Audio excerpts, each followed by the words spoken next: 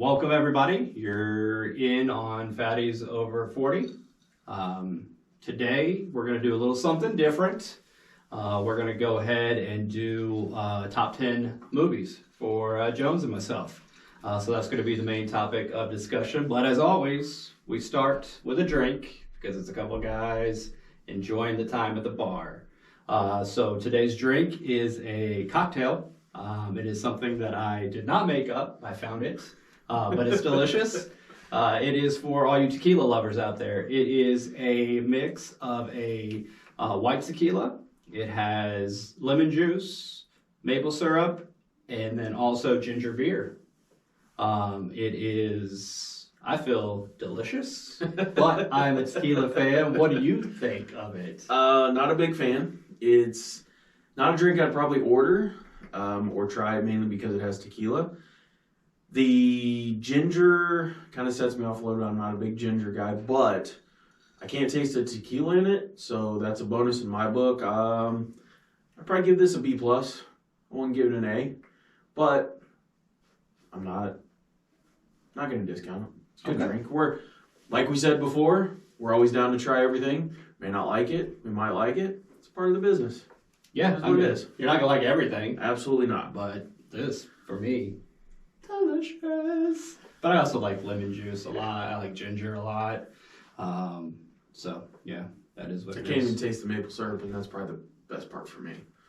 Does it have maple syrup in it? Then yes. Oh, man, yes. I feel like Buddy the Elf. Yeah, that's a perfect segue right there. Speaking of which, no, Elf did not make either of our top 10. It did not. Unfortunately, Will Ferrell is, well, I'm going to just call him a comedy genius. I love that guy. He is. He may be my favorite SNL character, but that's for a different show today's movies. So I'm going to let you go ahead and lead it off. I think we're going to do 10 of our favorite movies in no particular order. Yep. That's mostly because I can't come to a decision. I treat them like my children, and I love them all the same. This is your fucking fault, because I have a legit top 10. This is where we differ on things. My top 10 may be a little bit weird. As you guys know, there are 3 comic book movies within my top 10. They're older, not necessarily the new ones, but I think they're good. Blanco, yours is a good list too, though. Yours is, I get why you don't have a solid number ranking for each one based upon those movies, because all but one of those movies probably in my top 30, top 40 movies that I would watch. So I will kick it off though with my number 10, and as you can probably see on my back wall once you see the video of this at some point in time, is Batman from 1989 with Michael Keaton and Jack Nicholson as the Joker, directed by Tim Burton. I believe that man knocked it out of the park with this movie. It still holds up to today. Oh, I agree, 100%. One of the things I like about that movie, it's also a favorite of mine. It's not in my top 10. Understandable. But I do love that movie. It is in the rotation, we will say, and it gets played pretty often. I like that it feels like a comic book. Yes. The way he went over the top. Tim Burton did, the costumes and the coloring, it just looks like a comic book. Favorite Batman suit, hands down. The symbol was better in the second one. I was not a big fan of the tail from the suit, but that's my own personal opinion, and it is what it is. But Jack Nicholson's portrayal of the Joker in there, I think, was fantastic. His maniacal laugh, amazing. The design of his costumes, and actually one of my favorite scenes is him in the art museum where they're gonna have dinner with Vicky Vale, and he starts tearing up the paintings and painting over them. It's kind of classic. It's a classic Joker move. He's destroying stuff. It's what he does. So he doesn't make apologies about it. No, and that Batman movie is probably what got me more into comic books than anything else. 6-year-old kid at the time, and it's pretty influential on me. I think it's a fair thing for me. So, what do you got? Do you have any movies relating to that in yours that you could bring out? I don't have any comic book movies. Okay. I'm so sorry. What I do have is a movie from my childhood as well. This one is not one that I would consider a great movie by any means. It is more of a nostalgia feel. And that is one of my favorites. Again, we went back to SNL. We gave a shout out to Will Ferrell. This one is for the man. Billy Madison. The movie Billy Madison is fantastic. Adam Sandler is one of my favorite comedians. He would probably be my favorite SNL character, or I should say personality. And Billy Madison is just one of those movies that's really stupid, but it's very quotable. Yes. It's one of those movies I have had conversations with people using nothing but quotes from Billy Madison. Well, yeah, we do that all the time. I know, Outside and of it's here. fantastic. I mean, one of the things about sitting in a bar, and it's going to happen eventually, you're going to see a fine young lady or fine woman walk in the door, and if in your mind you don't hear, want to touch the hiney, what's wrong with you? I mean, what's wrong with you? Billy Madison absolutely comes to mind with any of that stuff, but rich kid has to go back to take the fortune. Just a good all-around good movie. Oh, yeah. I mean, and if you're not peeing your pants, You ain't cool. you ain't cool. Everybody my age pees their pants. It's the coolest. So yes, that is why I know it's a stupid movie, and a lot of people will say it's a stupid movie, but it's quotable, it's funny, and like I said, it's nostalgic for me. So Yeah. that's where that comes from. Absolutely. It's still a good movie. Just kind of on that Adam Sandler side, and this isn't going to take us from the list, but his movies are very good for comedy purposes. Most of his characters probably at one point in time started from SNL, and it kind of carried from there. I would say Billy Madison and Happy Gilmore are two of my favorite by him. Just from that level. Not top 10, but you know, I can throw those on and I can watch them whenever. So Oh yeah, both fantastic movies. Okay, well that's enough on Billy Madison. I don't think you have anything stupid funny on your list. I don't. I don't really have the next one is a comedy, and it's Major League. Major League is my number 9. It's the reason why I love the former Cleveland Indians, now the Cleveland Guardians. But that movie was really influential on me at the time. I loved to play baseball. Baseball is my favorite sport. And Major League is just a genuinely funny movie with a great cast. Charlie Sheen being the wild card. I wish I could remember Dorn's name. I cannot remember what that actor's name is. But the guy who always wants to mess everything up. It's just a good movie. It's a good sports movie. Wesley Snipes in it as Willie Mays Hayes. Yes, thank you. Sorry, Willie Mays Hayes. Because then he got replaced by, was it Omar Epps in the second one? I think honestly, I've don't watched the second remember. one maybe a couple of times. Yeah. It was nowhere near as good. No, as the first not at one. all. But Major League, the first one, very, very good movie. It's I do remember watching that movie as a kid and my parents making me close my eyes when they go on their win streak. And they start pulling off little pieces of clothing from, I believe that's the owner's picture. Yes. Yeah. The evil owner. Yeah, the evil is owner. trying to tank the team. So she can sell them and get them out of the city. But it's a good movie. Shout out to Charlie Sheen. He Absolutely. was fantastic in that. Absolutely. Wild Thing. Yeah.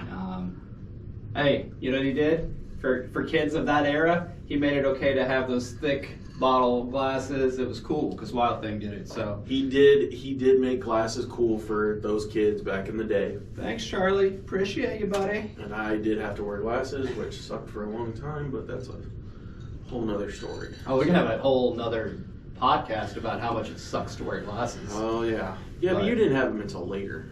I didn't have them until later, and thankfully I didn't have them that long either, because for all of you that don't know, you should get LASIK.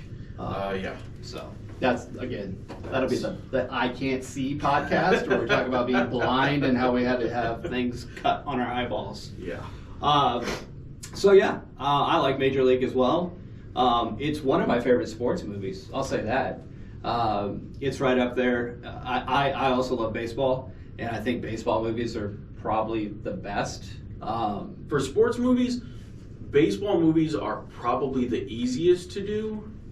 So that's why I think most baseball movies work really well.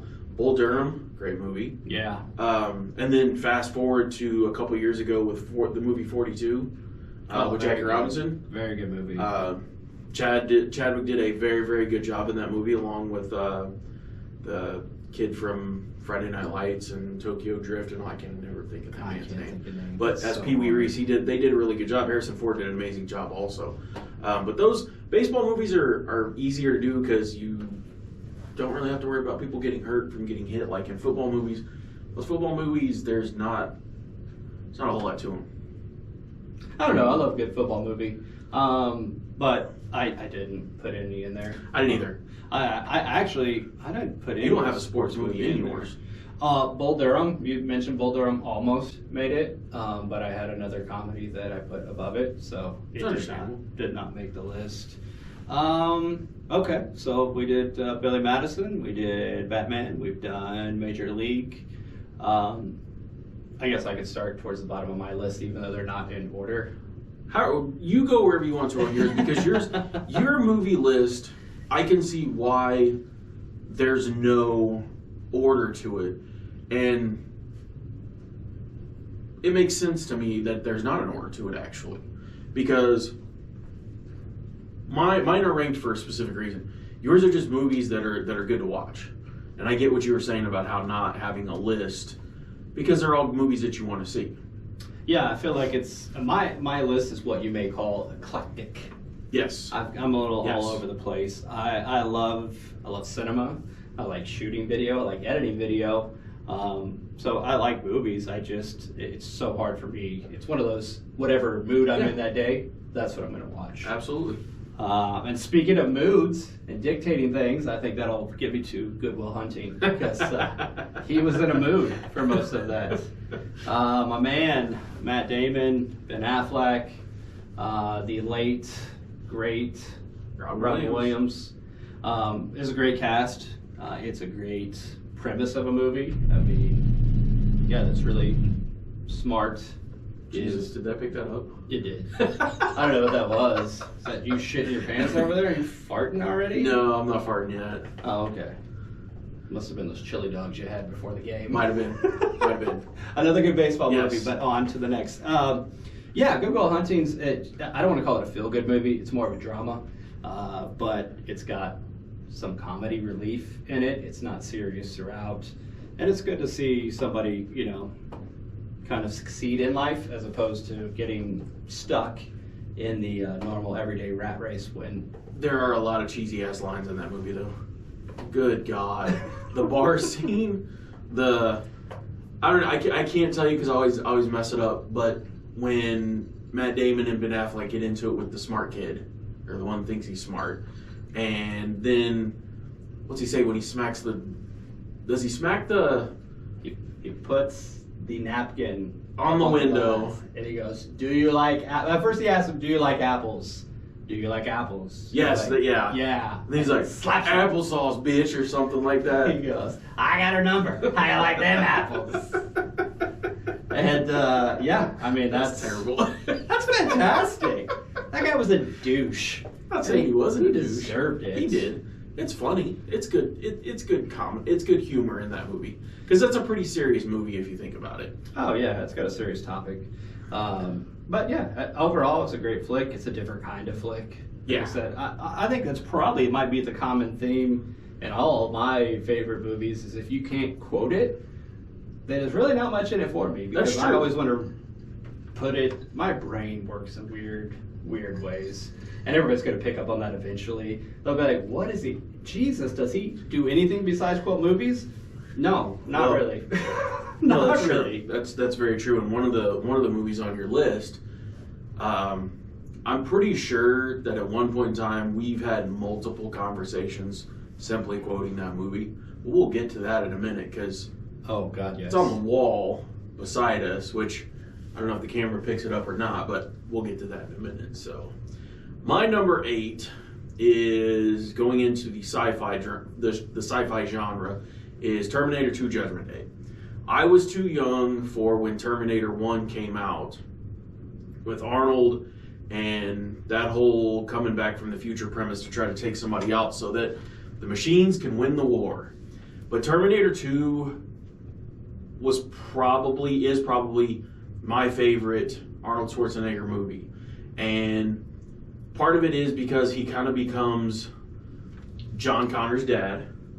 The special effects in that movie were top notch with the T-1000 and how he starts molding through things and growing the knives out of his arms. And there was a lot of killing in that movie. A lot of killing. And I don't know, I guess it's a little bit relatable as a kid because you kind of want to be on the run. John Connor was a hacker / thief / some other things who's constantly running from things because his mom's in a mental institution. And it's like, as a kid, even though that wasn't us at all, Yeah, not even close. you kind of fantasized about that type of thing. And it's like living a fantasy through a movie.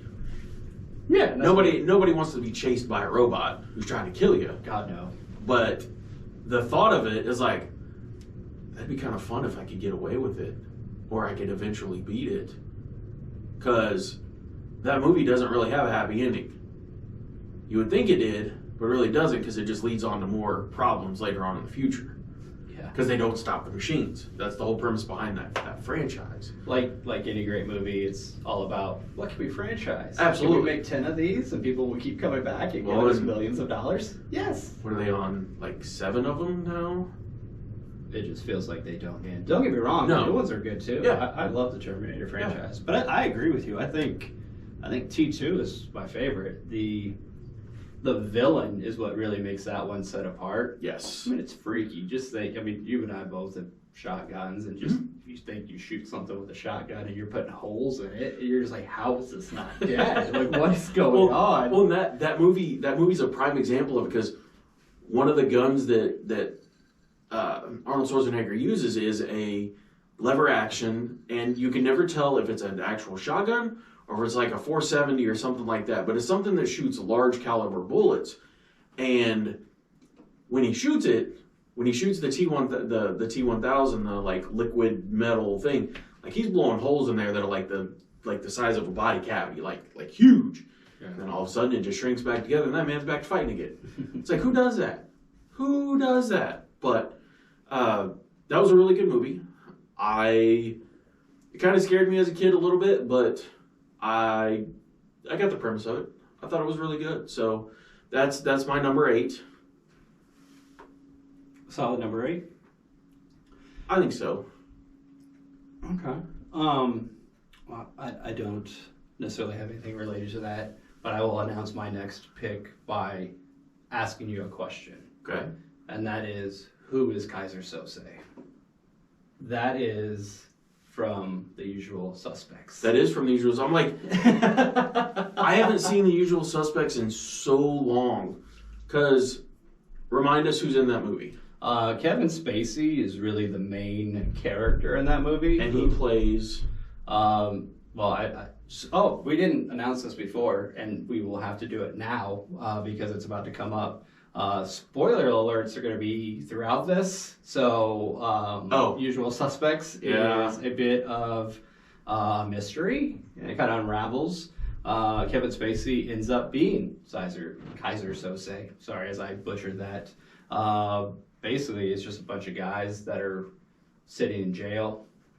They've all had some part in a crime, and they're all getting questioned. And it's really kind of finding out who was the linchpin in this, and you don't find out till the very end it was Kevin Spacey. He was the bad guy that really kind of was the linchpin. Okay. So it's a great, now that I've ruined it for you guys, if you haven't seen it, I'm sorry, don't go watch it now because you're going to miss out, but if you've already seen it. No, go watch it. You're going to enjoy it. Go watch it anyway. It's still a good movie. And you probably won't remember that. And most of the, I don't know, depending on who actually hears this, you've probably already seen it. I would hope you've already seen it. I mean, God, that movie was in the early 90s. I probably should have looked up release date on that, but we know for sure it was It was made in the 90s, and I think it was early 90s. It was out when we were a kid, so that's really all that matters. Yeah, so if you haven't seen it by now, I don't know what you've been doing for the past, 20 plus years. At but, least. You're missing out.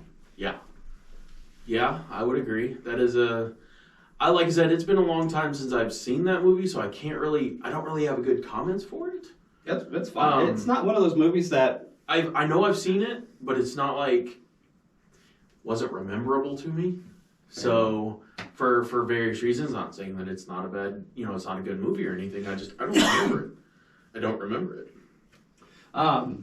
Yeah, that is weird. On this list of my movies, most of them I will watch over and over and over again. Mm-hmm. And that is not one that I will watch over and over again. It'll be once maybe every 10 years I watch it. Probably because you already know, like... Exactly. Like suspenseful movies or like movies that have like a giant twist, we tend to not go back and watch them again because we already know the twist. Exactly. Once you know it, it's like, it's cool, man. And that's when you go back and go, all right, it's about to happen. Or you watch the movie with other people who have never seen the movie,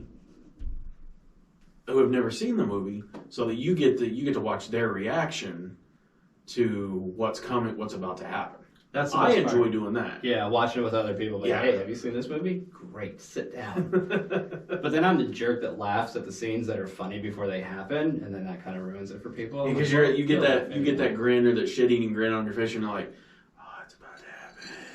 It's about to happen. And then it does happen. So you were all in for a treat. This is true. Sit and be entertained.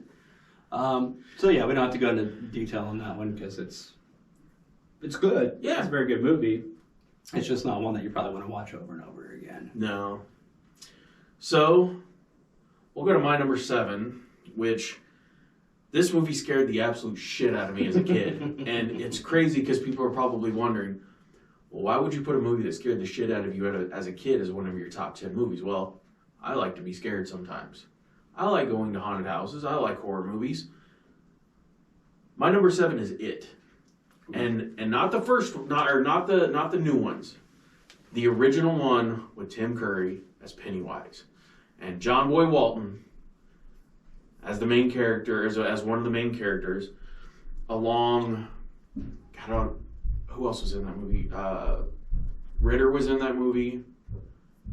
There was a lot of people in that movie that were kind of no names at the time that Stephen King pulled in to make that movie. And yeah, the movie's not the same as the book, but that movie was scary as shit because that's the first time that I really became scared of clowns. I still am scared of certain types of clowns. And I think that movie is clearly the cause. Absolutely. Because I don't want my arms ripped off, have a drink. You know what? I still don't really like going near storm drains. It's one of those weird phobias where, like, I don't know what's down there and I don't want to fall in there. I know there's no clowns in there. I know there's no red balloons. That's true. I think there's no clowns in there. But I don't know. That's the way that movie was written and the way it was produced. If I'm not mistaken, it came out as a mini series on ABC when I was a kid. And it was like, I can't remember if it was like back-to-back days or if it was like 1 week and then the next, like kind of like a 3-episode thing. But I remember the one part of that movie that really got me more than anything was when they're adults in like the second half of the movie and he's trying to get everybody to come back together. And one of the scenes shows one of the guy's heads in the refrigerator of his house. And then it starts, if I remember right, it kind of like starts talking because it's like Pennywise manipulating him or whatever. And I was like, that is some sick shit right there. But the old movie's really good. The new ones I liked. I think they got a little bit better handle as far as the production stuff goes. The portrayal of Pennywise was a little bit different, which I think was actually, I wouldn't say better, but more scary because of the CGI stuff that they could do with it. Tim Curry's stuff back in the day was props and like physical stuff.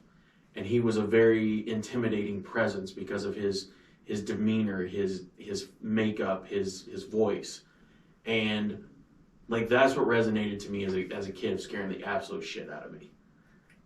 Yeah, I'm with that. And I think you're spot on. I think the newest iteration of it is absolutely scary. Yeah. For instance, the scene, I know it broke into two. Pretty sure it was the first one where he goes down in the basement and then Pennywise comes out of the water. He just slowly Oh yeah, where it like makes a wake forward and yeah. I about shit myself in the theater. I'm not gonna lie. That scared the shit out of me. I was prairie dogging. I mean, I was all kinds of messed up when that happened. Which made me happy because I mean that's what I gave you money for, is to scare me, man. I'm coming in here, entertain me and scare me, and that did the trick. But I agree with you. It may have just been our age when the first one that came out, but it also scared me something fierce, and it stuck with me forever. I mean, it's one of those movies that I bought, and I will watch it over and over again. It's not in my top 10, but it is one of those, again, well, I'll say it's in my rotation, and it will get broke out. Typically, I like to call it a Halloween movie. Come fall, Agree. I watch it pretty much every year. Well, that is my. We'll kind of break it down just a little bit, but that is like my top horror movie of all time. Not saying that I don't like Freddy Krueger, because I do love those movies because they're goofy. They're more of a comedy to me now. Like even as a kid, I never had a problem sleeping. Like Freddy Krueger never really bothered me. Jason bothered me a little bit because we used to go camping and but I always was like, I can run from him. He walks too slow.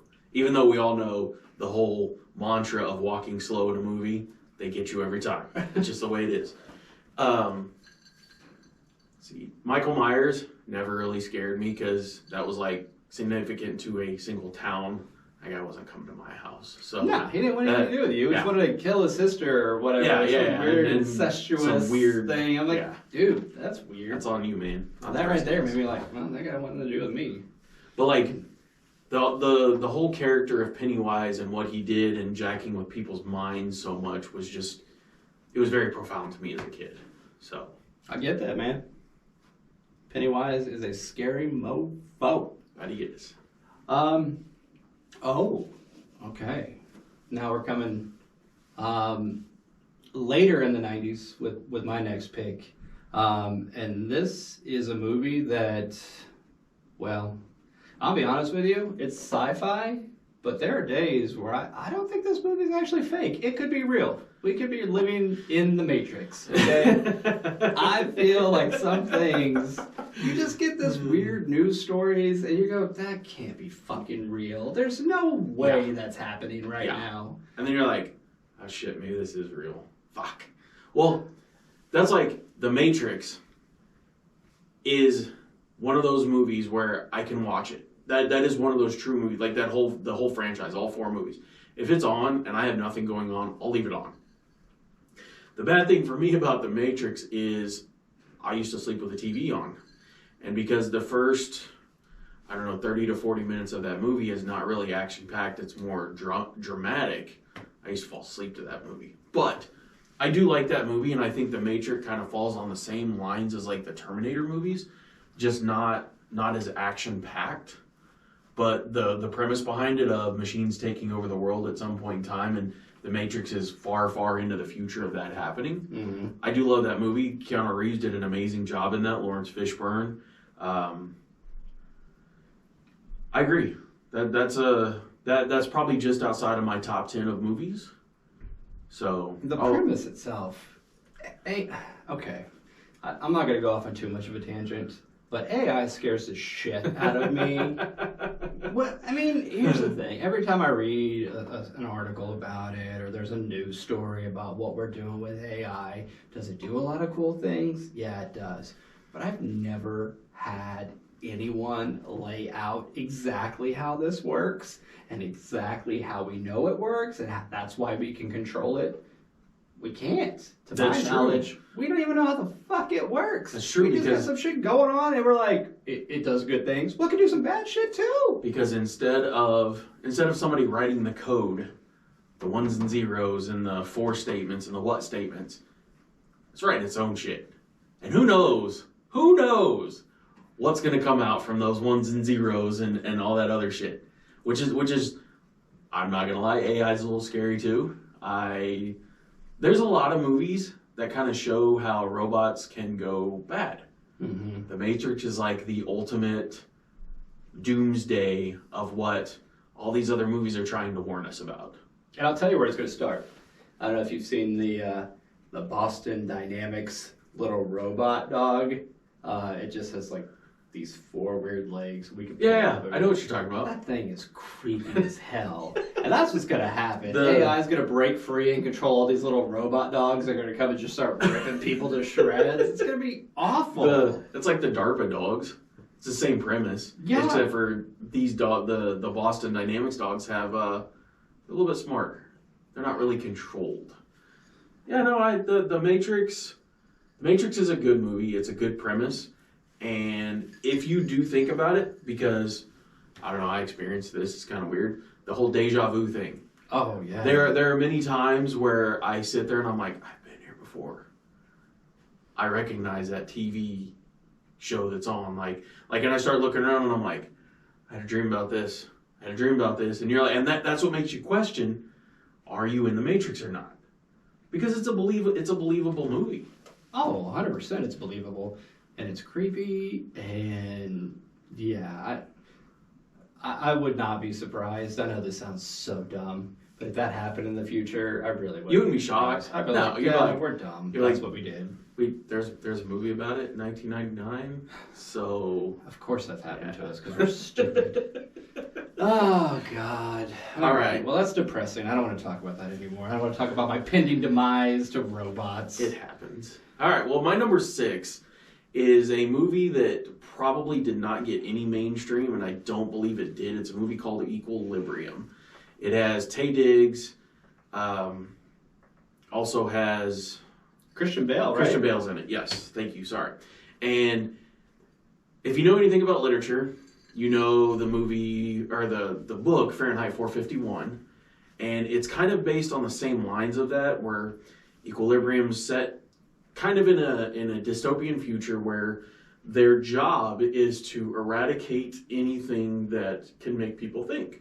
So no music, no books, and if you get caught with this stuff, they kill you or they throw you in jail, just depending on how it is. And it's like an emotionless society that the movie is draped in gray coloring and like very, very, like no reds, no blues, you know, white, black, or like gray. Everything's a neutral, very neutral tone. And they give everybody pills that cause their emotions to subside. And it basically becomes a controlled society, which, if you think about it, that kind of seems like what some stuff is trying to be done to us today. But that's a whole other topic. But this movie goes along, and Christian Bale is the main character, and eventually, him and his kids stop taking the pills, and he starts kind of like waking up, and starts enjoying music and enjoying books, and eventually takes down the leader of the governmental organization, who actually hasn't been on the drugs for a long time, and is a giant hypocrite. Eventually takes him out and kind of frees their dystopian society, and it kind of makes you think of, is this something that could really happen? And that's another movie like The Matrix, where you're like, yeah, we could get to that point. It's not, if we give up some of our civil liberties and civil rights, could it go to that? And I believe it could, from certain perspectives. I don't know that it necessarily would, but it's one of those. It's a very thinking movie. And I don't know if you've ever seen it. I'll be honest with you, I have never seen that movie. So I have zero opinion on that movie. It's hard for me to weigh in on that one, but I do know of it, obviously. I know who's in it. I've seen the trailer for it. And I'll tell you this, the thing that kicks it off of him like becoming different is a puppy. He can't kill a dog.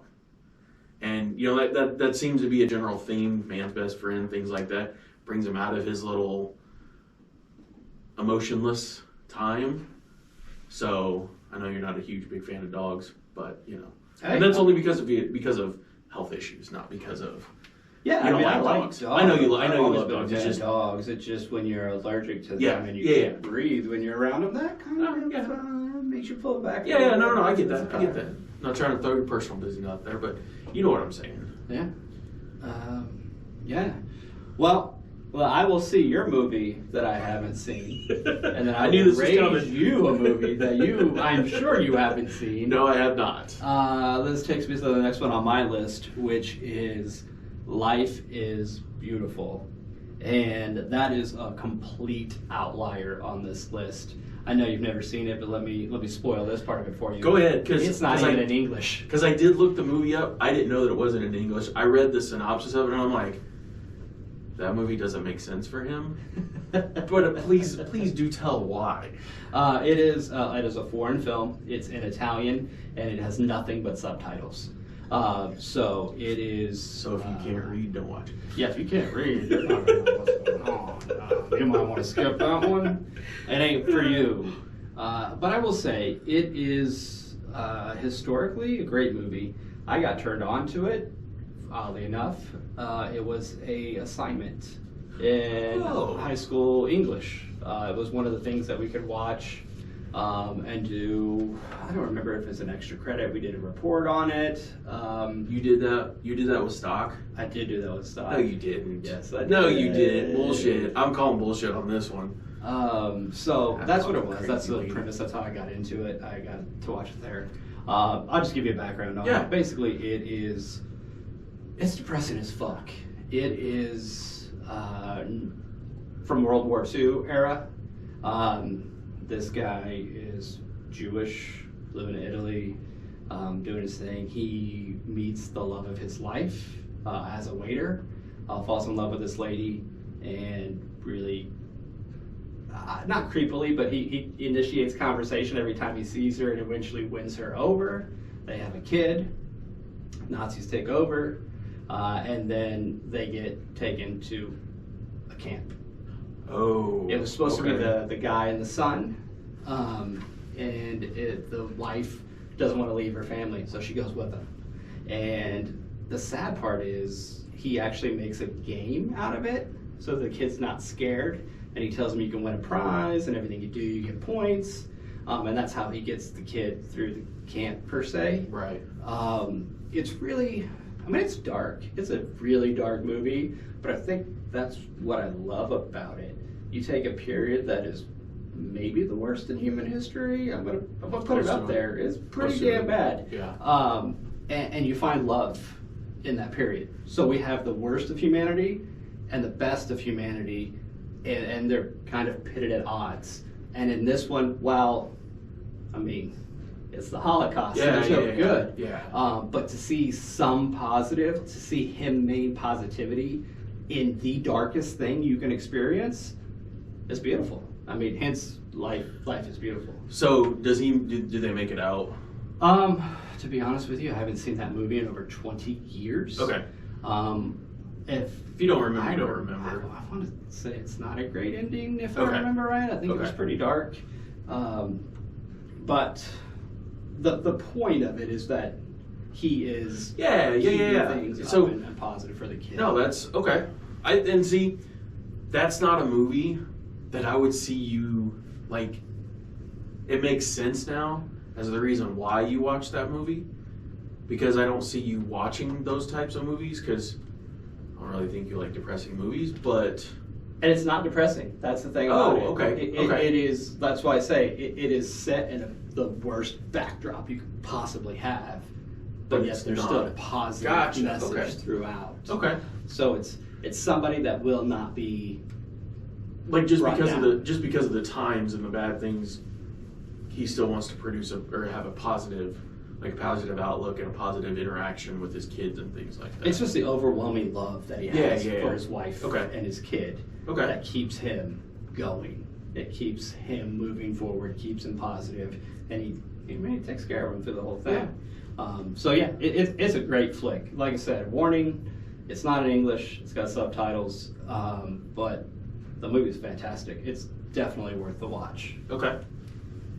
Okay, well, so you go from a positive outlook on things of trying to get through things to my second comic book movie, and I know these are two completely different movies, and I'm not trying to say that this next movie has anything to do with the type of movie that you're referenced to, but Man of Steel is my number 5. And my wife laughs at me because I do not like Superman. I do not like the Boy Scout Superman that is portrayed in the comic books, because to me that's not real. It's lame. It's not realistic. Nobody is that good all the time. So what Man of Steel is, to me, is probably the perfect Superman.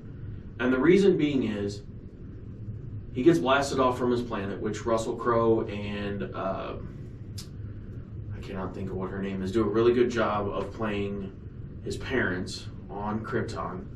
Zod, played by what is his name? Can't think of what his name is either. This is really bad. Horrible of me. We should have pulled these up we before. should have. That would have been a good idea. Why would we do that? Yeah, why would we do that? That doesn't make sense. We're in a bar, just drinking and having a good time. But so Man of Steel is like that movie of struggle for a foreign person who, yes, they grow up in the middle of the United States in a farm, and he has to go through life. Once he learns that he has these powers, his dad wants him to hide it from people because he doesn't want him to be ostracized. You know, this movie, if you think about it, it's kind of set in the times where we grew up, and like you could see how the kids in the movie in a small town would treat him different because he kind of is different. Mm-hmm. And like him growing up of trying to be very humble because that's what his father wanted him to be, and then losing his father at a second father, which, you know, he doesn't really know about his first one yet, but he loses his father at a very traumatic time of him being, you know, 16, 17, 18 years old. That has a profound impact on him. And you've seen that, haven't you? Yeah, okay. I've seen Man of Steel. And the whole premise of him growing up and actually trying to do the right thing, but not always doing the right thing. I mean, the ending of the movie pissed off so many people because instead of like banishing General Zod somewhere, he killed him, snapped his neck. He was about to kill people though. Like that's like one of those hard fought choices that people make where there's not always a happy ending to the story, even though it goes on. And like I think that movie was set up to further the whole DCU on, but I don't think any movies after that really captured what Zack Snyder was doing with that movie. And like you go back to the original Superman movies with Donner as the director and all that kind of stuff, those are good movies. And Christopher Reeve was a great Superman. But Henry Cavill's version of this Superman is more relatable because he's a normal person. He just has superpowers. And he doesn't always do everything right. And I think that's all of us. Like it hits home as to if you had superpowers, if you were super strong, if you could jump, fly, go really fast, would you showcase it the way like comic books portray it as? And I don't think anybody would. Like I think there'd be a lot of supervillains, but I think the people that are genuine at heart would do the right thing, and that's kind of what I feel that movie was trying to get at, is him doing the right things with the powers and things that he was given to him. So I watch that movie probably more often than I should because it's always on. FX, or not FX, it is kind of FX, has that on way too much. Fair enough. So, yeah, I will say this. Yes, I've seen Man of Steel. No, I am not a Superman fan at all. I've never been a Superman fan. For the same reason that you, I think it's very Boy Scoutish. Yes. And it's not the most superheroes I feel like aren't that way. At least the ones that I enjoy. They've all got the dark side, and that's displayed more. That's more natural to me. But I will say, my biggest complaint with Man of Steel has nothing to do with the character itself. It's the scene in the movie where Cavell has on a Kansas Jayhawks shirt, and that's completely unrealistic. He's from the middle of nowhere, Kansas. He lives on a farm. He'd be wearing a K-State shirt, okay? He's a farmer. He's not somebody that's gonna be hanging out in Lawrence in a drum circle, okay? He's not a hippie. He's just a Boy Scout. Just because you like KU doesn't mean, hey, his dad took the metal from the ship to Kansas State University and had it analyzed. Okay, exactly. So why did he have the other shirt? He wouldn't have the shirt on. He would have. Maybe Martha liked KU, and that's maybe that's where he got it from his mom. Not for real. Probably not. That's what I'll say about that. Hey, did you notice the? It's not only the shirt, by the way. If you notice in the scene where Zod is calling down to everybody, the football game that's on the TV is KU beating the shit out of somebody else. So I do not not want to go that deep into it. I mean, he did. I'll knock one off to you that way. He had a Royals shirt on at one point as well, and I thought that was redeeming quality. Redeeming quality. More relatable. So that was a shirt he had on when his dad died too. I think was the Royals shirt. So what does that say? All at once, because I did not whatever care for it. whatever. I'll be honest with you. It just. Like you said, it's just too goody-goody. I'm like, that's not the character of Superman is whole nother topic, but he's a Boy Scout, and I realized that that's how he's always been portrayed. But in Man of Steel, he finally was a person. He wasn't always good. You know, he didn't make bad choices, but he held back, and he wasn't the Boy Scout. He really wasn't. So that's why that's in my top 5. And like I said, I watched that movie way too much, probably. So. Okay. Well, done with Superman. I will go on to. Honestly, this would be in the top 5 if I had to rank movies. It would be towards the top, and it is one that again is sci-fi, but to me is almost a little realistic. That it's probable this could happen, and when we have a story like that, I fall in love with it, and so that takes me to Jurassic Park. Amazing movie, absolutely amazing movie, so good, absolutely amazing movie. And I'm talking about the original. Yeah. The premise, out of this world. However, we are close to that point, which is super scary if you think about it. Yeah, with the whole CRISPR, we could just change genetics and really just kind of dial up, do what exactly we want now. So yeah, like I said, realistic sci-fi is super cool. Yeah. And who didn't love dinosaurs? I mean, we see skeletons and we see drawings and we're like, man, it'd be kind of cool to see a dinosaur. If I could just go to a zoo and see some dinosaurs, everybody would do that. Well, and that's like in the movie when the three doctors that go there, they see him for the first time. That's exactly what they like. That's the expression on their faces, like, "Holy shit, those are real." You know that's exactly what I would expect anybody to do, besides being scared shitless. But you know. Oh yeah, and it is. I mean, it captures. That almost childhood innocence. You see Absolutely. This amazing thing laid out in front of you, and you go, "Wow!" Just wow. That's all your responses. And I mean, just the way he did the special effects with it. Spielberg killed that movie. Absolutely awesome. Amazing. I mean, amazing. I watch it now, and it still looks cool. Mm-hmm. Like a lot of movies you watch that are 20 years old now, you'll see the CGI, the special effects. You're like, this is terrible. Yeah. And don't get me wrong, it's not perfect, but it still holds up pretty well. For the most part, the dinosaurs look super cool, and it doesn't look cheesy. I think the mix of using the CGI with the actual, we'll call it puppets, because they were just massive puppets. It worked out well. He crushed it, and that movie is amazing. So you know one thing from that movie that I don't know, I still do today, and it's goofy. Is like when you hear booms or when you hear things or like things start shaking, I'll automatically start looking at a glass because of the ripples when they're in the explorer scene and you see the ripples happening. I'm like, it's a fucking dinosaur. It's a fucking dinosaur coming, because it takes you back to your childhood where you're like, that's fucking nuts. it's a. But that is a great movie for a top 10 list. Absolutely. So, nothing but good things to say about Jurassic Park. Absolutely. I don't have even.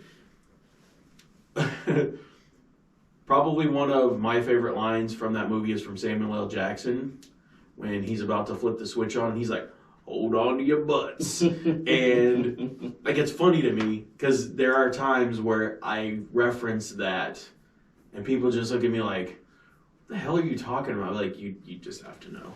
Dotson, we got Dotson here. Dotson. See, nobody cares. It's fine. Exactly. I think I've told you that many times before. Yeah. See, nobody cares. Nobody It's cares. Fine. Okay. So yeah. All right.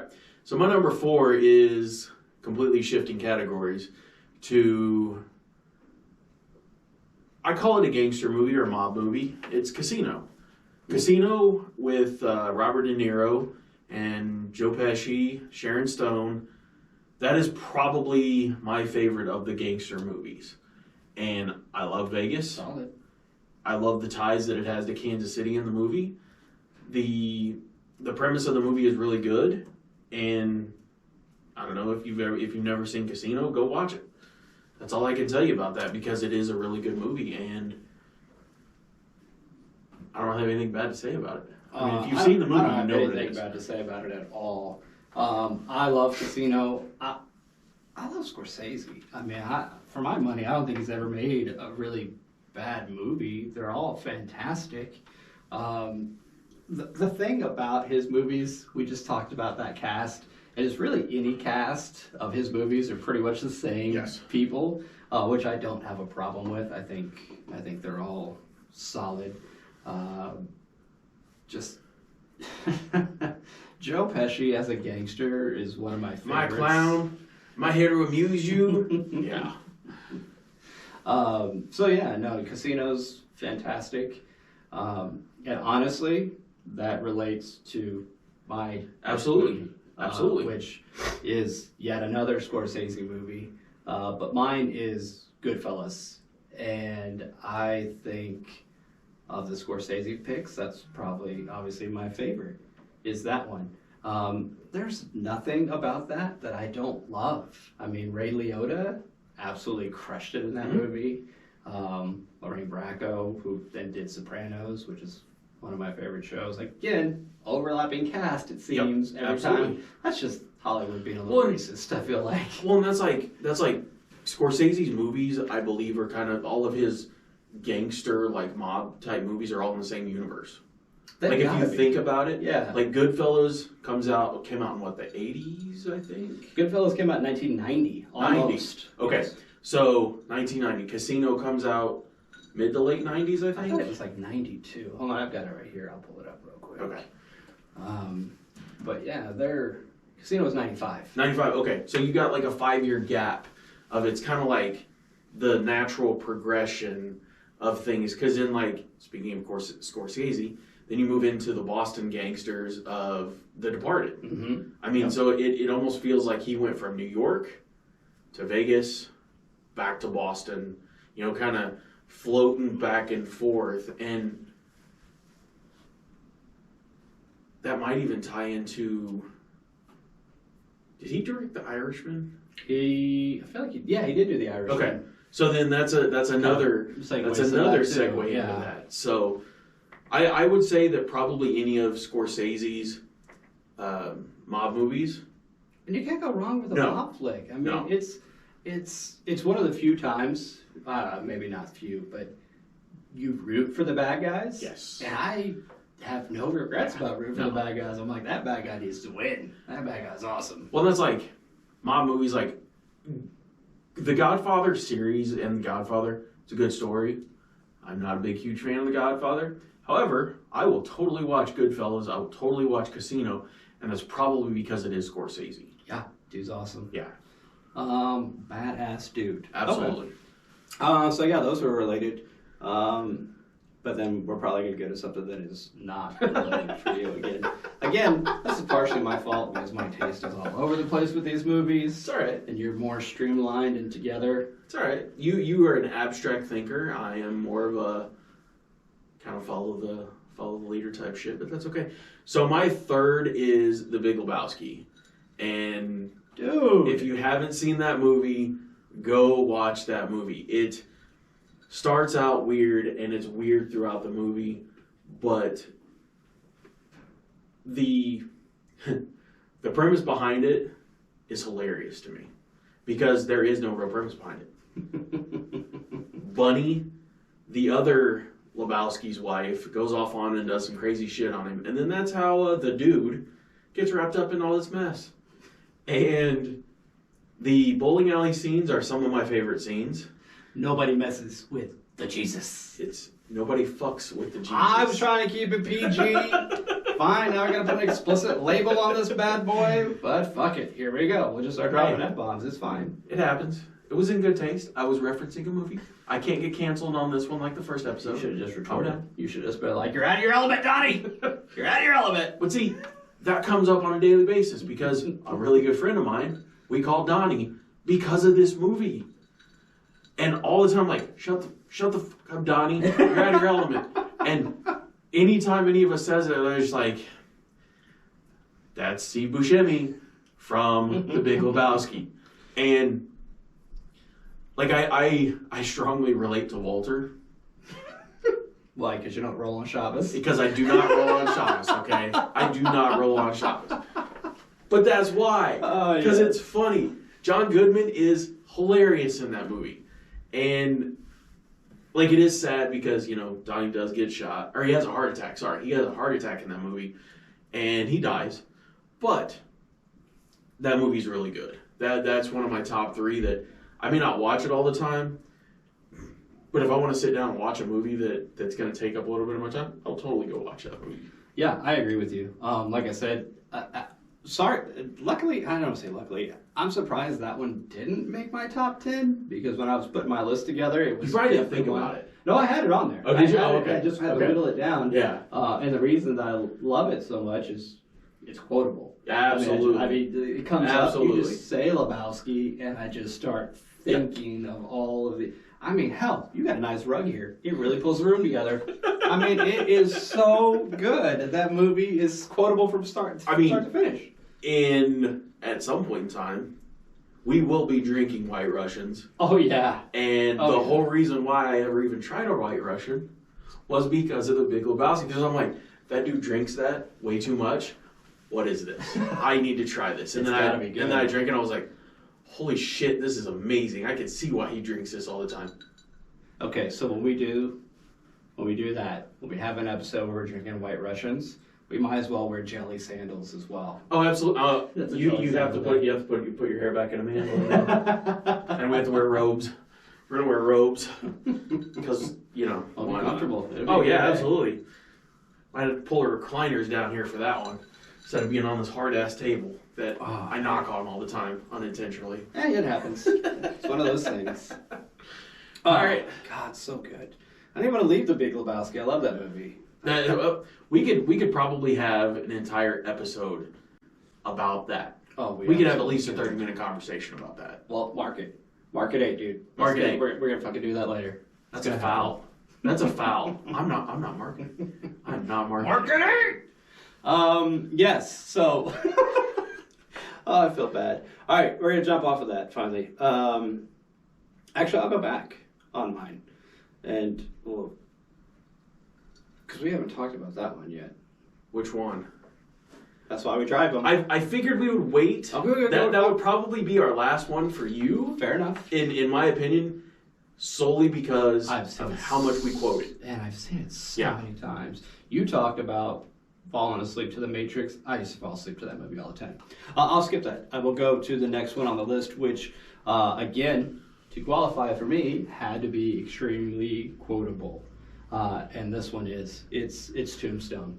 Love that movie. I absolutely love that movie. Absolutely love Tombstone. To me, I'm not a huge Western fan. That movie's not a Western, though. No, it's just a great flick. That is an action drama that... Yeah, it's not a Western. I'll let you go into the reasons why you love it, and then I'll piggyback off of it. I mean, Kurt Russell's a badass in it. He's fantastic, and Sam Elliott is always, who was just in the movie we were talking about, Yes. Lebowski. Yes. Dude is epic. But my favorite character, and I think everybody, He steals the movie. Val He Kilmer steals the movie. Absolutely. is fantastic. Doc He's Holliday steals that movie. Frederick fucking Chopin. Put yourself down. You just cussed.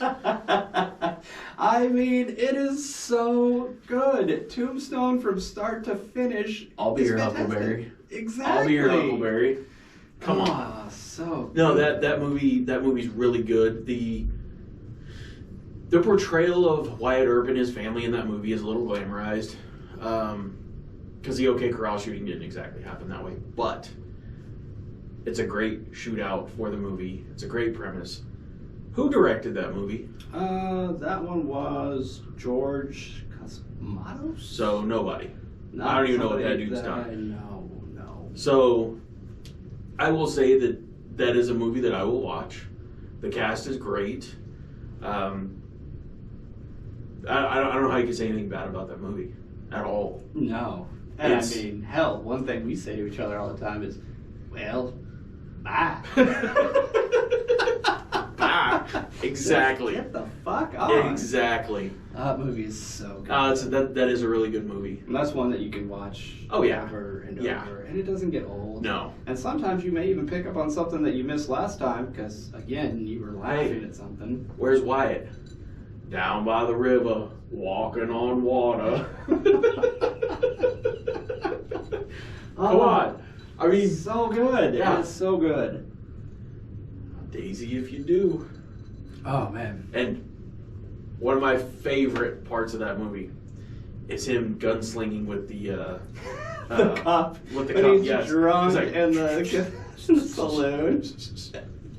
yes, when he's talking shit to one of the cowboys. Yes, Johnny Ringo. Johnny Ringo. Yes. I don't believe I like you.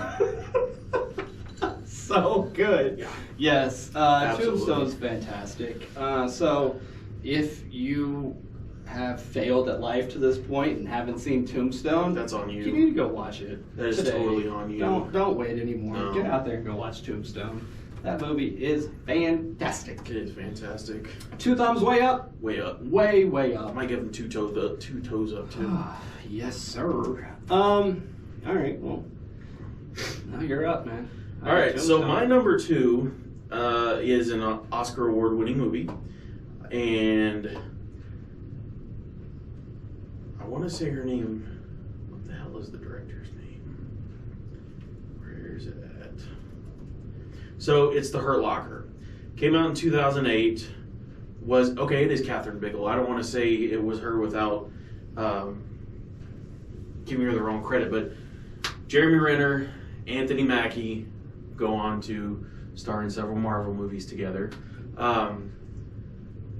That movie, I'm not a big fan of war. Like, I like war movies, but like that one kind of hit a little bit closer to home because it was set, towards the war in Afghanistan and all that kind of stuff. And Jeremy Renner being the carefree, don't give a shit if I get blown up, bomb disposal guy. Like, that movie actually made so much sense as to the mental health and where people were that were in the military before they started getting help. And like the premise of it, of him finding the tripwires, then having to put on this big ass suit, and like I think it's when they find all those in the car, he strips his suit off, and they're all like, "What the hell are you doing?" He's like, "I'm gonna go. Might as well go quick." It's like, bro, you're crazy. You're absolutely fucking crazy. I mean, you gotta be crazy. Oh yeah, as a bomb disposal guy, Yeah, absolutely. That is such wicked, next level. I don't even know what you gotta be a certain kind of crazy for that, and God bless him. Maybe Hurt Locker is where Clarence went from 8 Mile. Maybe. Maybe he went to the military and got his shit together. Maybe. It's funny. You talk about the Hurt Locker, and I feel bad because I've seen it. I've seen it a couple times. With that kind of, we'll call it a military movie, Yeah. I conflate all of them. I get that and American Shooter mixed up Yeah. all the Yeah, time. yeah, yeah. And I feel like they came out around the same time, so that's probably understandable. But they're completely different. The premise on both of them is different. American Shooter came out after. Yeah, well, get the Yeah, about yeah. the guy, you know, Yeah. that whole thing. Yeah. So yeah, I thought Hurt Locker was good, but like I said, it's one of those where it's you got to be a special kind of crazy to do that job, and I do like what you mentioned about it helping to take away the stigma Yes. of mental illness. Yes. Because it happens. I mean, when you're in a stressful situation like that or a stressful occupation and you're seeing crazy shit day after day after day, like you need an outlet to get that kind of stuff out, and you need somebody to help walk you through it. Yeah. Just because it's too much. Like as a human being, you're not supposed to see that every day. Well, like in that movie, you know, he goes on like 3 different deployments, and like he can't handle being in the civilian world when he gets back. Like he wants to go back because that's what he knows, and that happens with a lot with military guys, and they either end up homeless or they end up back in the military or they end up dead. Well, yeah, it's And not that- and that's something- a- you that's a can't prime flip that example of it. Switch. No. People always act like a human emotion is something you could just turn on and off like a light switch, and it doesn't work that way. No, not at all. So yeah, Sorry to drag down on that one, yeah, but that's it's a depressing. that's a man. good movie. But that's a good movie. I mean, Think that's about White Russians and I know we went from The Big Lebowski to a semi-depressing movie. it's alright. I'll just drink more. Guess you can. It You happens. can probably hear my eyes swishing around. I don't care. This is delicious. This tequila cocktail is fantastic, and I would drink it on the regular basis. Me, I finished mine and moved on to something else. But I'm not gonna say what it is. It's a Bartles and James wine cooler for those of you keeping score at home. No, it's not. It's my brother James. It's my other brother James. It's a Daryl, by the way. Is it? It's a Daryl. Is it Boone's Farm? No. Do you have Boone's Farm in there? If I did, you'd have a bottle to yourself, asshole. I'd shotgun that bad boy. We'd go get a bottle of Watermelon Take it to Boone's, the baby. dome. Let's go. Okay. So off that depressing ass topic, let's move on to something that is not depressing. Oh wow. Am I at the top? You of my only list? had no, not yet. You have Oh. that one, Well, that's not depressing. and We're gonna leave that one for last. yeah, this one will be last. So this is what will be my number 8 or number 9 or number 2, however you want to look at it, one of those ways. This is one of my favorite directors. He's amazing. I love everything he does, like Scorsese, and that is Pulp Fiction. Pulp Fiction. Very good movie. It's fantastic. Very good movie. And that may also be when it kind of came out. It was just such a pop culture juggernaut almost. Yes. You couldn't go anywhere without something being referenced to that. Whether it was, it could be an award show on TV, it could be a sketch on SNL. Yep. Everybody was talking about Pulp Fiction back in the day. And also, again, criteria for me, extremely quotable. Absolutely. I can tell you the first time I ever watched Pulp Fiction, it went right over my head. It absolutely went over my head because I wasn't expecting that. And it took probably watching it 2 or 3 times before I actually, like, it was a slow burner for me. I love that movie today, but the first time I saw it, I didn't. Yeah, as a watch kid, it. you couldn't appreciate it. Right, Most of and it was yeah, way over your head yeah. anyway. But I did not like that movie the first time I saw it because I was like, okay, the first initial parts like with Samuel L. Jackson and John Travolta, because most of the lines that you quote come from there, Yes. and like I got that part, but like moving forward, like the GIMP. I was gonna say, you And- mean as a child you didn't understand the GIMP? Yeah, That like was the kept- GIMP that was kept in the fucking closet with why am I drawing a blank on those two? Die Hard and Oh, Bruce Willis. Bruce Willis and Ving Rhames. Yes. So That was such a great scene, actually. After it is a very good scene. I was 11 when that movie came out, so there you go. What? Whose bike is it? It's not a bike. It's a chopper. Who's Zed? Don't worry about him, baby. Zed's dead. Yeah. It's so good. Oh man! And then the one thing, do you know what they call a quarter pounder with cheese? A Royale with cheese. Yes. So Are you good. gonna drink that whole $5? They got $5 milkshakes. I've never had a $5 milkshake. I just kind of want to know what it tastes like. Which that is good. The set for the diner was awesome. Oh yeah, and the twist competition. Yeah. And the whole. Yeah, if that was actually, I mean, that may be a real place, but if that was local in some place I'd I go could there. visit, I'd absolutely Yeah, go there. I would. That's so cool. That movie, cultural icon movie. Oh yeah. Like pop culture icon movie. Absolutely. And Tarantino's great. Great directing in that movie. His movies are nuts. Yeah. Absolutely nuts. He's a bit weird, but He but puts they're good movies. fantastic. I Yeah, mean, he puts out good Kill movies. Bill, all of those are fantastic. Dust Till Dawn may be my least favorite of all his movies. It's because of the switch halfway through.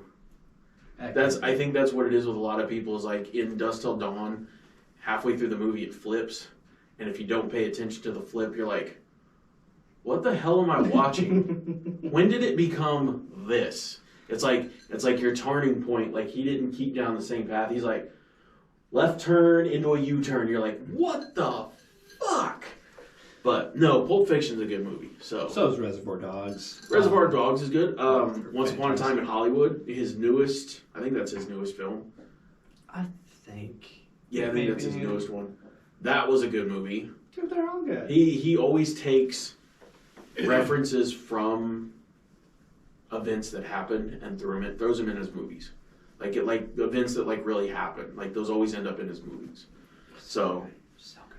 Pulp Fiction's a good movie. So That is a tasty burger. that is a tasty burger. My number one movie, and I've said this since it came out because I was in the movie theater the Thursday night that it came out, and I've loved this movie, another Christian Bale movie, is The Dark Knight. And Solid flick. very, very, very good movie. It's a very grounded superhero movie, in my opinion. Their portrayal of Batman and Bruce Wayne in that movie versus the first one in Batman Begins, to me, is better. I think he is more of the semi-detective in that movie because of how the Joker does the things that he does and the criminal aspect of it, which Heath Ledger absolutely killed the role of Joker. Was amazing. Yes. I feel bad watching that movie knowing that that's probably what caused him to go into his depression and take too many pills and die. I don't. Hold on that note, I'm going to take a little Heath Ledger side note there. I don't think that was a suicide. No. I don't. That I didn't mean suicide. He was a little hopped up on. I think something. he was trying to maybe get back out of a hole and wasn't necessarily trying to kill himself. I mean, I feel like It was accidental. Didn't he have one of the Olsen sisters about to come over? They're about to party, hang out. You probably just took a little too much. I don't know the Okay. whole circumstances behind that part of That it. is but hearsay. That is not true. Allegedly, that was hearsay. what's going on. It's all hearsay. But yeah, no, I agree with you. Because is The Dark fantastic. Knight is, if you had enough money, you could totally do that. Oh, 100%. You could totally be that version of Batman. all those easily. really cool toys. Yeah. And I also like that it's got Two-Face in that one. I like the villains, we'll call them, in that are very good. My absolute favorite quote from that movie, and it's probably going to get tattooed on me at some point in time, is, you either die a hero or you live long enough to become the villain. And that's 100% accurate. Yeah. No matter what. It doesn't matter who you are. You can be the biggest hero in the world, but eventually you fall back down to earth. Everybody falls back. Everybody down somewhere. falls. And you become a villain. And that's what happens. And that's what happened to his character. But like the direction of that movie, the lack of CGI, I could say, like the actual physical props that they use, like the hotel or the hospital blowing up. And if you didn't know this, the scene where he's pushing the buttons is legit. Like, he's pushing the button and there's a delay that he didn't know about.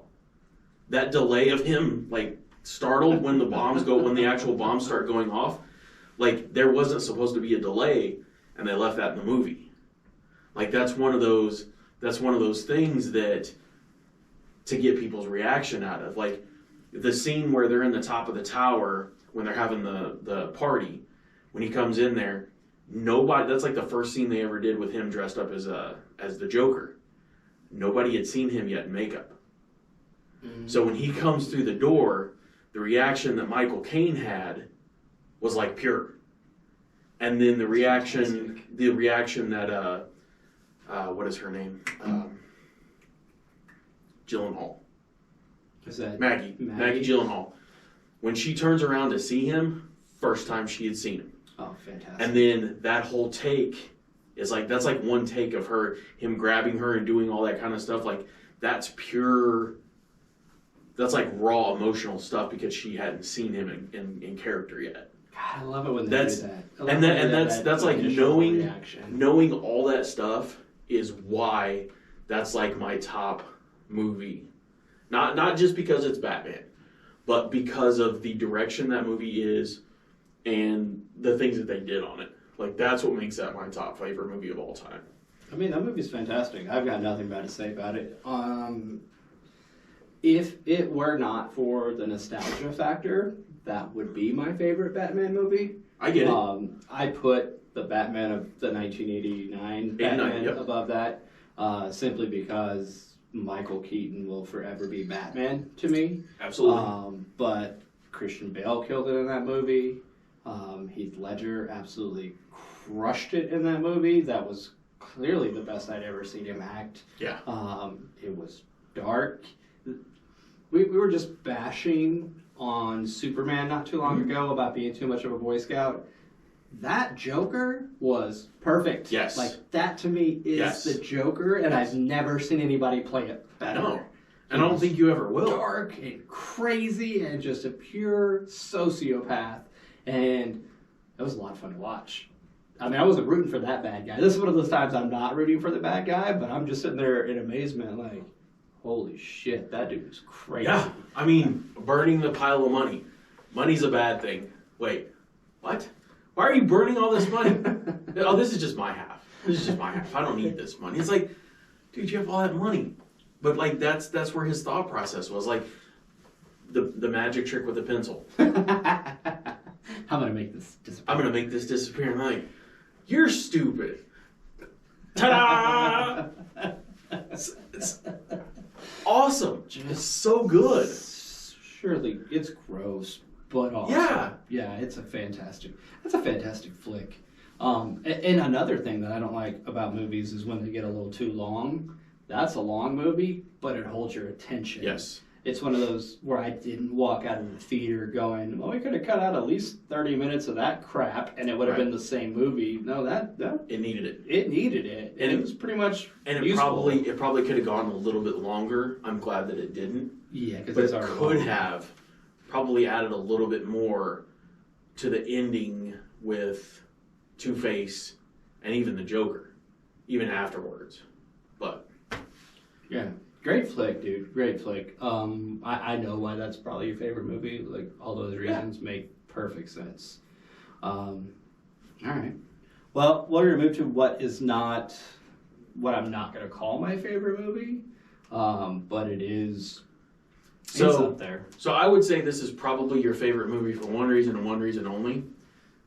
One, you've seen it a million times. Oh, God, I can't count how many times I've seen it. You probably quote it on a daily basis because I do also. Oh, yeah. And how could you not like the dynamics of the two people in the movie? Oh, together, we're just going to tell you what it is. It's Bad Boys 2. And yes. Martin Lawrence and Will Smith.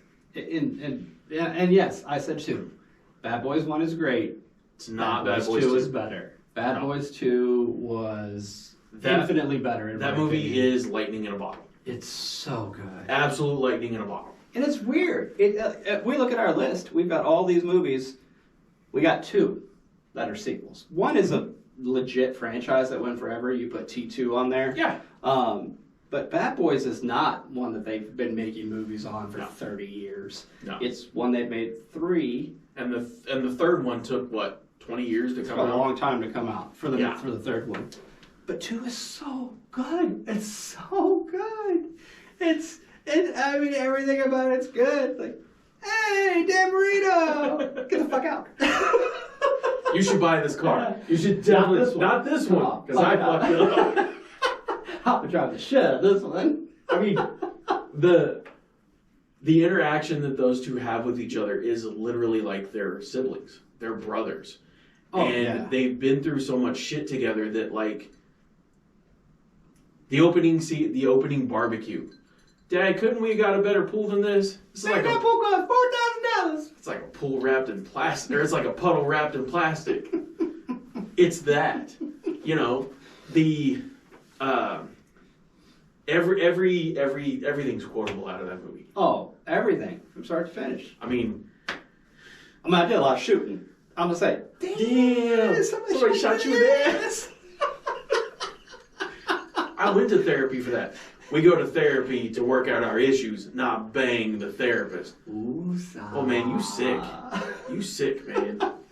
Yeah, I'll be honest with you. I probably annoy the shit out of my coworkers because they get woosah from me at least once a day when they come at me with something stupid. I'm just like, whoop, I'm gonna need you to woosah. Damn the woosah, Captain. Did you just call me a tick? Shit's annoying, like a gnat at a barbecue. It's so good. God. So, can we talk about replacement stuff? Because my car got a little messed up. We do not pay for personal vehicles. That is why we drive police cars.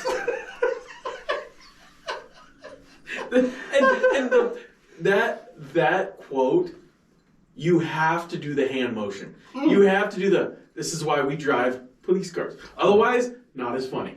And anybody that ever quotes that does the hand motions. You have to. You have to. Yeah. God, that movie is 20 years old this year. I didn't realize that came out in 2003. On that one, we didn't talk about who directs that one. That is Michael Bay. Yes, it is. And I will say this. That man's hit and miss, but hey, for his action movies, his action movies are amazing. Don't get me wrong, his action movies are really good. Transformers is fantastic. Transformers is a good movie, but he did kind of kill that franchise eventually. Well, Difference of opinion. Kind of went on a little too long. I mean, It did. Transformers, Well, it's still going. But we don't need to have 30 of those. It's still going. Again, Hollywood just finds something that's going to make money, and they won't. The Rise of the Beast is coming out in a few months. Yeah, I don't need that. I don't need that in my life at all. So, but no, Bad Boys 2. Like, not only is the movie funny, but it's another Save the Family movie. And that's also one of the things that I like about it, because Marcus starts dating the sister, who's played by Gabrielle Union, who is really good in that movie, actually. She helps bring the elements of that movie. I mean, I had to check her. She had the grouper. It was good. It was good. Hey, look. What is it? It's a donut. I got it from the pregnant store. So you can take pressure off one of your ass cheeks. But like the scene in that movie where Reggie comes to pick up the daughter, so good. That in and of itself is everybody's dream to do. If you have a niece or a daughter, that is everybody's dream to do. Because I'm not gonna lie, one of my nieces, when that happens, I'm totally doing that. Oh, you got to. Totally doing it. You got to. How old is you? 15. Man, you look 30. You at least 30. Shit. You ever been to prison? You ever made love to a man? No. You want to? Oh, Reggie, I'm sorry, baby. Come on. Megan's dad and uncle are crazy. Come on. That is so good. It's true. I mean, we could sit here and go on and on. We could have done. I could quote that whole movie. We could have done an episode about that movie itself. Yeah. And it's just phenomenal. And yes, is it just kind of a stupid, cheesy action movie? Yes. Yeah, but it's hilarious. Is it worth it to watch? 100%. Not only is it worth it to watch, it's worth it to watch over and over and over again. Absolutely. I can't get it. You used to fall asleep to The Matrix every night. I used to fall asleep to Bad Boys 2 every I night. can see why, though. Like, that makes sense, because, like, you know it, you've seen it a million times, and you're not going to miss anything. Hell, that may be part of the reason I have the damn thing memorized, because I was just... Osmosis. Yeah, it's osmosis. I'm sleeping, just getting it all in there. Yeah, it's such a good movie. All right, well, I think that both of our top tens, granted yours isn't in order, and there's nothing wrong with that, and I understand why yours isn't in order. How do you rank those movies? They're You so can't. random. I mean, I was able to rank mine, but my mind works a little bit different than yours, and mine are in order based upon things that I like about the movies. So, but this was, I think this was good. Life is Beautiful is something that I'm intrigued by it now. You have homework. You have to watch I do have homework now. You got to go watch it. And you have homework yourself because you need to go watch Equilibrium. I'll check it out. I will say this. I do like Christian Bale, and I like it when he plays that kind of like American Psycho. So one thing Fantastic. about that movie, which I did not bring up earlier because it just kind of clicked in my mind, is the gunfights. They're actually, I know this is going to sound completely goofy, but they call it, I can't remember if they called it gun fu or something like that in the actual movie, but they have training sequences where they fight like martial arts style with guns. So like the action sequences of when they're fighting each other with guns is actually choreographed really, really well. Okay. So I'll check it and out. there's subtle things, like when they shoot, like the fire that comes out of the gun is like in the shape of a cross, and some other things in there that you'll pick up on if you pay attention to it. There's like subtle Easter eggs all over that movie. Okay. I'll check it out. I will check out Equilibrium. It's going to be easier for me to watch that than it will for you to watch Life is Beautiful. But I'm gonna have to take some time because you you have to sit down. it's and that watch whole one. reading thing. Yeah, you have to. It kind of sucks. I will say normally it detracts from a movie, but in that case, I didn't even notice. Like, it pulls you in, and you're not paying attention that you're actually reading it. You're just involved. To be honest, I actually like watching things with the closed caption on because Because you're holding, you can't hear. Well, that's part of it. But like if I'm in bed and I'm watching TV and the wife's trying to sleep, like I turn it down just a little bit, and then I can tell what's going on. I don't need sound just to be able to read, So subtitles don't bother me, Cool. at all. So You'll be fine then. You'll enjoy it. Cool. You should. Okay. That's a solid list, man. I think we both had solid top 10 lists. I couldn't say anything bad about your movies except Man of Steel. Other than that, though, man, bang up list. Shut your face. All right, well, this wraps up episode 2. Episode 2 of fatties in their 40s, fatties over 40. Just a bunch of fat guys. We'll figure it out. Fat guys talking is Yep. what we got going We on. will figure that out. So until next time, guys, be good. Well, bye.